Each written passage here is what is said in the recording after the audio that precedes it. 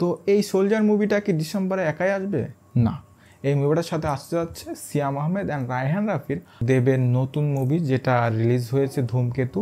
সেটার box office collection নিয়ে maker panel থেকে এক ধরনের বলা হচ্ছে, তাদের ক্রিটিকরা বলছে অন্য ধরনের।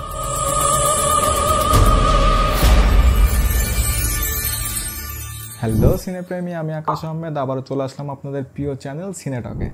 আজকে আমরা কিছু টপিকস নিয়ে কথা বলবো, যে টপিকগুলো হচ্ছে আন্ধার নামে একটা সিনেমা যেটা সিয়াম আহমেদ করছে অ্যান্ড ডিরেক্ট করছে রায়হান রাফি, অ্যান্ড সোলজার শাকিব খানের যে মুভিটা আসতে যাচ্ছে ডিসেম্বর মাসে শোনা যাচ্ছে আসবে, যেটা ডিরেক্টর সাকিব ফাহাদ। এই দুইটা মুভি শোনা যাচ্ছে ক্লাশ করতে পারে। আর এই দুটা মুভি যদি ক্লাশ করে তাহলে কেমন হয় ব্যাপারটা, সেগুলো নিয়ে আছে কথা বলবে। আর হ্যাঁ, এখানে সোহমের যে একটা মুভি আসতে যাচ্ছে তার ট্রেলার নিয়েও কথা বলবো। তো প্রথমেই আসা যাক সাকিব ফাহাদের অ্যান্ড মেগা স্টার শাকিব খানের সোলজার মুভি নিয়ে, যেটার অফিসিয়াল নাম এখনও অ্যানাউন্সমেন্ট হয়নি, তবে স্ট্রং বাজ আছে যে এটার নাম হবে সোলজার। আর এই মুভিতে শাকিব খান একজন মেজর, এক্স মেজর বা এজেন্ট হিসেবে কাজ করবে দেশের জন্য, এমন একটা চরিত্রে অভিনয় করবেন। যদিও বলা হচ্ছে এই মুভিটা ডিসেম্বর মাসে আসবে, তবে এখনও পর্যন্ত এই মুভির কোনো প্রমোশনাল ম্যাটেরিয়াল ড্রপ করা হয়নি মেকারদের পক্ষ থেকে। এমনকি নামটাও বাজ, নামটাও সঠিক না যে সোলজারই হবে কি না, তবে স্ট্রং বাজ সেহেতু আমরা মেনে নিতেই পারি এটার নাম সোলজারই হবে। তো এই সোলজার মুভিটা কি ডিসেম্বরে একাই আসবে? না, এই মুভিটার সাথে আসতে যাচ্ছে সিয়াম আহমেদ অ্যান্ড রায়হান রাফির আন্ধার নামে যে মুভিটা, সেই হরর মুভির সাথে। দুইটা মুভির শুটিংই খুব রিসেন্টলি শুরু হবে, কিন্তু দুইটা মুভির গল্প সম্পর্কে জানা যায়নি। তবে হ্যাঁ, দুই জনরার মুভি যেহেতু, দুইটা যদি একসাথে রিলিজ হয় ঈদ ছাড়া, জিনিসটা অনেকটাই ভালো হয়। আর যেহেতু দুই জনরা, সেহেতু তার দর্শকও আলাদা থাকবে, তারা নিজেদের মধ্যে মিক্স করে এই মুভিটা দেখতে পারবে। কোনো মুভির সাথে কোনোটার কম্পেয়ার হবে না, তেমন হেটও পাবে না।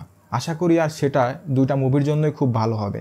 তবে হ্যাঁ, এখনও পর্যন্ত আমার মনে হচ্ছে না ডিসেম্বরে শাকিব খানের যে সোলজার মুভিটা আসবে, কারণ যে মুভির এখনও পর্যন্ত কোনো নাম অ্যানাউন্সমেন্ট আসেনি, শুটিং শুরু হয়নি, পোস্ট প্রোডাকশনের কাজ কেমন কি আই ডোন্ট নো, সেই মুভিটা কীভাবে ডিসেম্বরে রিলিজ দেবে।